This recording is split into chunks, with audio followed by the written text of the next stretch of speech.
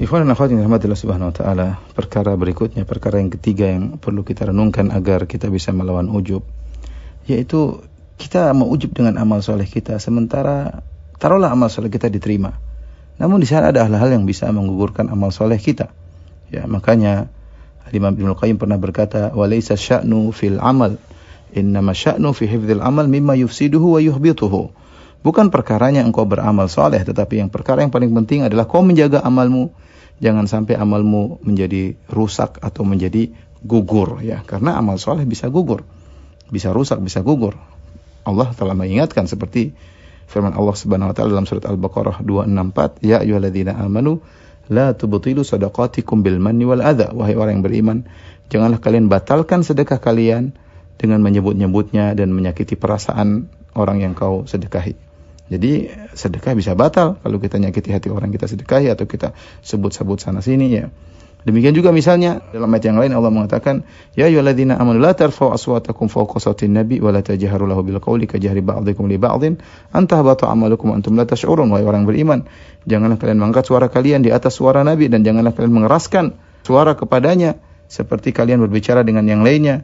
Bisa jadi amalan kalian gugur sementara kalian tidak sadar. Dalam surat Al-Hujurat ayat 2. Ini Allah mengingatkan bahwasanya di zaman para sahabat ketika Nabi masih hidup sallallahu alaihi wasallam, ada orang angkat suara di hadapan Nabi atau berbicara keras dengan Nabi, bisa jadi amalannya gugur. Ya, berarti amalan bisa gugur. Demikian juga zaman sekarang, meskipun Nabi sallallahu alaihi wasallam sudah meninggal dunia, bisa jadi orang mengeremehkan hadis Nabi, membantah hadis Nabi, bisa jadi membuat amalannya gugur. Demikian juga dalil yang menunjukkan amalan bisa gugur seperti sabda Nabi sallallahu alaihi wasallam, "Man taraka salatal asar faqad habita amaluh." Barang siapa meninggalkan salat asar maka telah gugur amalannya. Demikian juga dan ini hadis riwayat Bukhari. Kemudian juga dalam hadis ketika seorang sahabat bernama Zaid bin Arqam, ya, dia melakukan transaksi dengan riba, ya. Sistem Aina itu riba. Maka Aisyah mengingatkan kepada sahabat tersebut.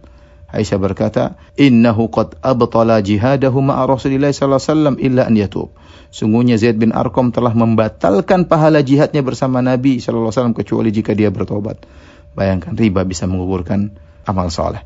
Ya, ini semua renungan baik kita. Bahwasanya kita mau banggakan amal soleh kita, sudah bangun masjid, kita sudah berbakti sama orang tua, kita sudah bantu keluarga. Kita nggak tahu amal soleh kita ini masih bertahan, masih ada catatannya, ada pahala atau tidak. Bisa jadi sudah gugur tanpa kita sadari. Maka seorang jangan ujub jika dia tahu bahwasanya amal solehnya tidak terjamin, ya, di sisi Allah Subhanahu wa taala.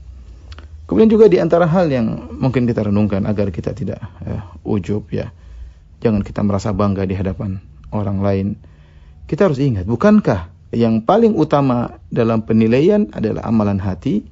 Dalam hadis kata Nabi sallallahu alaihi wasallam, "Innallaha la yanzuru ila suwarikum wala ila ajsamikum, walakin yanzur ila qulubikum wa amalikum." Allah tidak melihat kepada rupa kalian, kepada paras kalian, kepada fisik kalian, tapi yang Allah lihatlah hati kalian dan amalan kalian.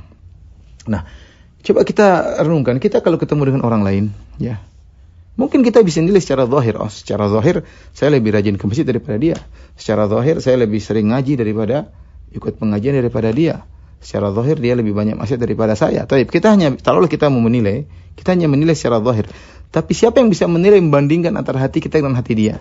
Bukankah di sana amalan-amalan besar yang lebih utama di dalam hati? Ya, mungkin kita begini tapi kita ujub, ternyata dia ikhlas meskipun amalannya sepele. Mungkin kita dikena musibah, kita nggak sabar, sementara dia sabar, kita tidak tahu. Belum lagi kita berkaitan dengan amalan-amalan yang kita tidak lihat dari dia. Ternyata dia meskipun orangnya kayak agak-agak begitu, tapi ternyata dia berbakti sama orang tuanya. Ternyata dia sangat perhatian sama karib kerabatnya. Ternyata dia sangat perhatian sama keluarganya misalnya. Kita nggak tahu. Ternyata orangnya tidak hasad, tidak dengki. Luar biasa, dia punya amalan yang besar. Makanya ngapain kita merasa lebih tinggi daripada orang lain? Bahkan kita ketemu, mungkin kita ketemu pembantu kita, pembantu supir kita, belum tentu kita lebih baik daripada dia.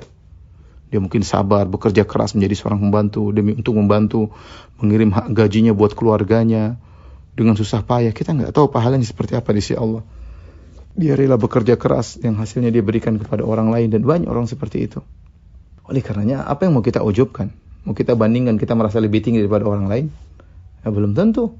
Orang lain mungkin kelihatannya penampilannya biasa-biasa, bisa jadi dia lebih baik daripada kita. Wallahu a'lam bishawab.